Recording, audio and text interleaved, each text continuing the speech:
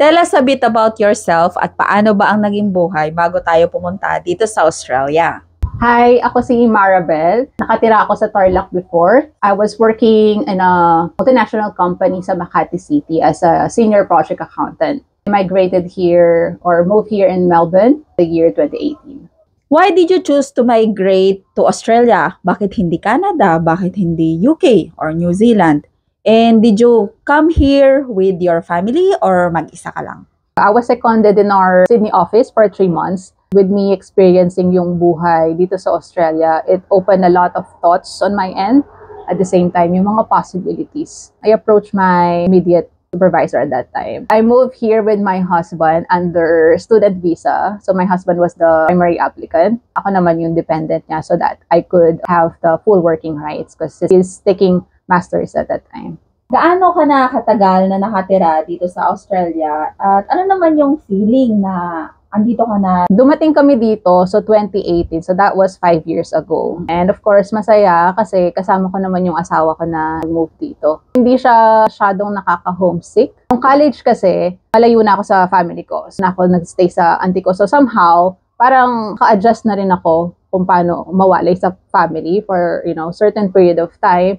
And then working in Makati kasi nakatira naman ako talaga sa Tarlac. Doon pa lang may adjustment period na ako kung paano mawalay sa family. And the eldest in the family, so medyo dependent na ako when it comes to living alone. Dating dito, hindi na siya ganun kahirap yung adjustment kasi kung I needed support, nandun naman yung husband ko to help me on that. How was your first few years here in Australia like? First few years, say in my case, since meron kaming company dito sa Australia, ang nangyari is transfer na lang ako from our Makati office or Manila office to here in our Melbourne office. So I was able to work that out with my employer kasi meron naman akong full working rights. But at the same time, sa end naman ng husband ko, he's the one studying. So medyo struggle din siya on his part para maghanap ng trabaho niya in his field, which is also an accountant by the way. So struggle din siya on that part.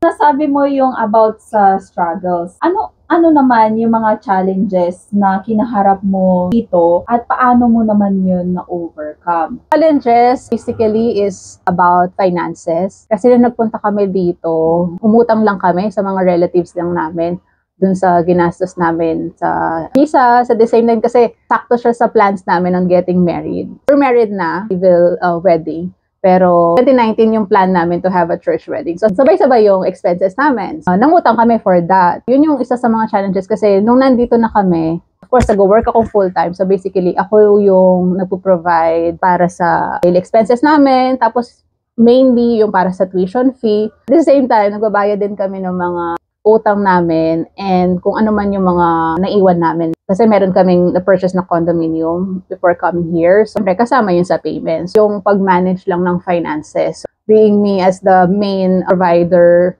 that time, nag-try naman yung husband ko. Merong mga offers, but hindi lang siya match kasi nga limited yung working rights niya. So, siyempre, kailangan mo ding i-manage yung time niya sa school. Depende kung ano yung makuha mo schedule sa school, kailangan mong i-manage mo. Paano mo isuswak yung usually? Kasi full day or half day. Minsan sa school, meron kang subject in the morning, meron sa afternoon. Time management lang din and yun nga, mainly is dun sa finances namin.